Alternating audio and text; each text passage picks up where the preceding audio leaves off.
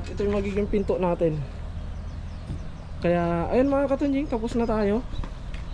Yan, so meron tayong talong, isda, sibuyas at kamatis, then sinangag. Perfect bite. Sulit mga katunjing.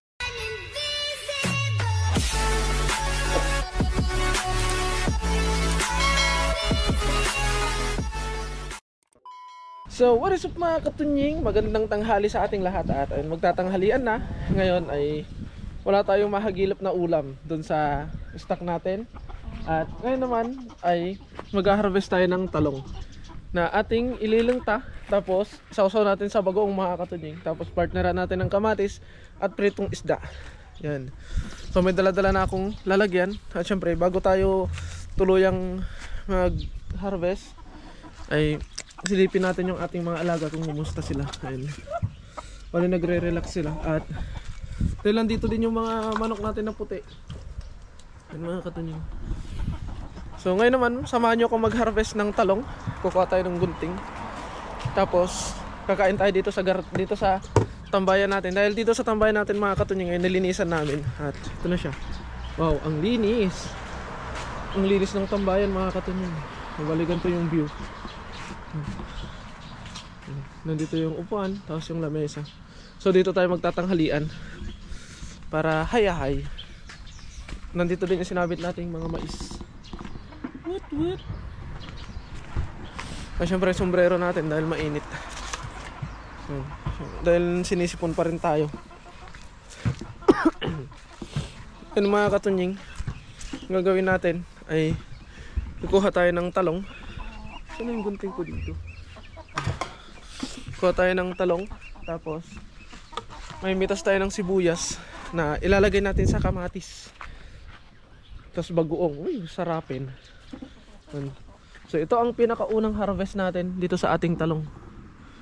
Yun mga katunying, samahan nyo akong mag-harvest. Medyo may ano yata eh. Oh, di ba? Panis. Tapos yung iba kasi mga katunying parang hindi siya okay. Hindi ko alam kung bakit. Yun, parang meron siyang dot.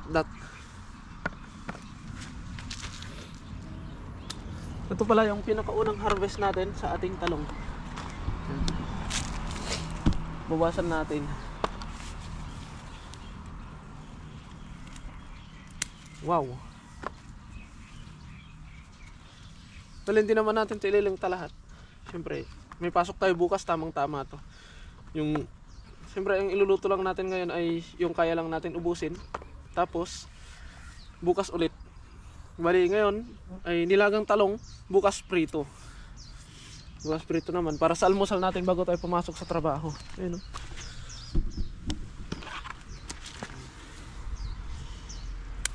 At ito yung ating na-harvest na talong. Ngayon naman sunod natin sa sibuyas. Dahil kanina mga katunying ay pinitas na ni Dea yung kamatis natin. Kaya wala na tayong mapipitas, pero nandun pa. Hindi niya ginamit, pinitas niya lang. May kukuha naman tayo ng sibuyas dyan. So, siyempre, kuha lang tayo ng maliit. Oh, di ba? Basic. Kaya, ayun mga katunying, bali maglalaga lang ako ng talong. Tapos magpiprito ng isda. Then kakain na tayo. Tapos maya maya ay gagawin natin yung sisimulan natin yung paggawa ng sarado niyang part na to. Dahil sinaraduan na natin yung sa likod doon. Ngayon sasaraduan din natin tong dito mga katunying. Ayun yung tabla na gagamitin natin. At hindi kompleto yung tabla natin, pero umpisa na natin para next time ay konti na lang. Kaya mga katunying, standby muna, then iluluto ko lang to. SG. So mga katunying, so nandito na tayo at binaon ko na pala yung ating mga pagkain dahil ayoko nang magpabalik-balik. Dahil medyo marami-rami yung ating hahakutin, kaya ito na, the moment of truth. Tut. Welcome home. Ay, may sarado pa pala. So meron tayo ditong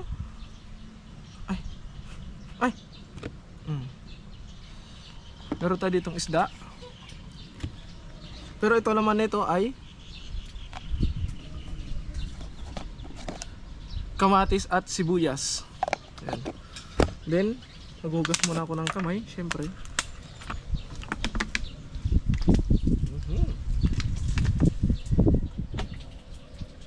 Tapos ang meron tayo dito ngayon mga katunying ay isda.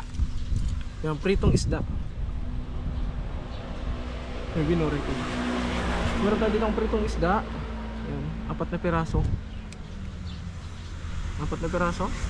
Then, ilang tanga tarong. Nasobrahan pa nga sa ano. Mabagong pitas itong mga katunying. Tarong. 4 mga piraso. Ano pa yung sa diferensya na di may isa. Tapos sinangag.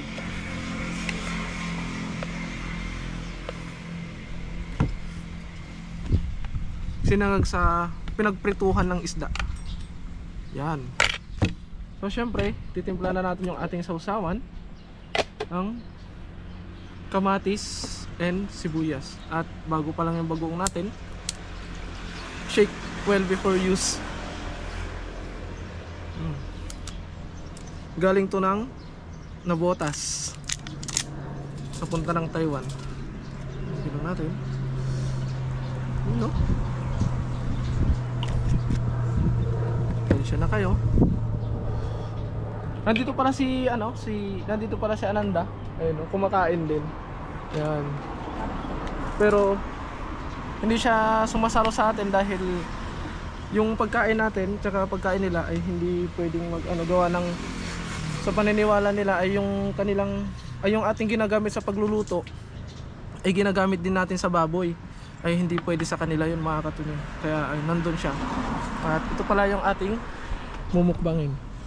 Yan, so meron tayong talong, isda, sibuyas at kamatis, then sinangag. Kaya yan, simulan na natin ang pagkain. So, kamay na natin, tayo lang din naman. So, busy si Kapeng nyo ngayon mga katunying, kaya hindi natin kasama. So, ito na yung unang ani ng talong. Resawsaw natin sa bagoong. Sama natin sa sinangag. Perfect bite. Sulod mga katunying. So, kakain na tayo. Ay, mga tayon! Ay, mga tayon! So nga agala kayong tiin na po yung mga katunyingan. Ang tayo mga anan. Ngayon tanghali na.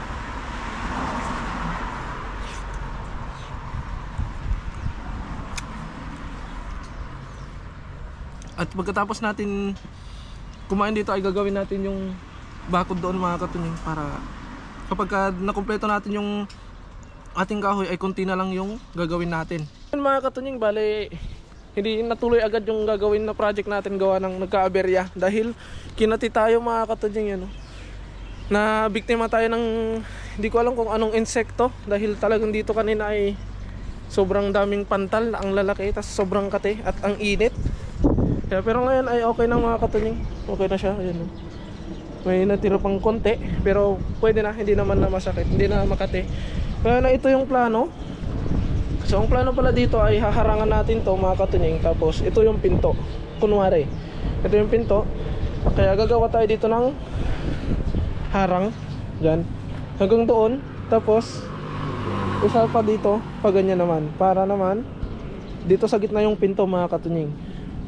Bali sisimulan na natin. Alam kong hindi natin matatapos to dahil kulang tayo sa gamit, kulang tayo sa tabla, at the same time ay kulang tayo sa pati pa kung mga katunying ay kulang. Tapos kailangan natin ng yung malaking pang drill para mabutas natin yung semento at may patayo natin. Pero ang mahalaga ay masimulan natin mga katunying. Kaya ayun, simulan na natin. Let's see.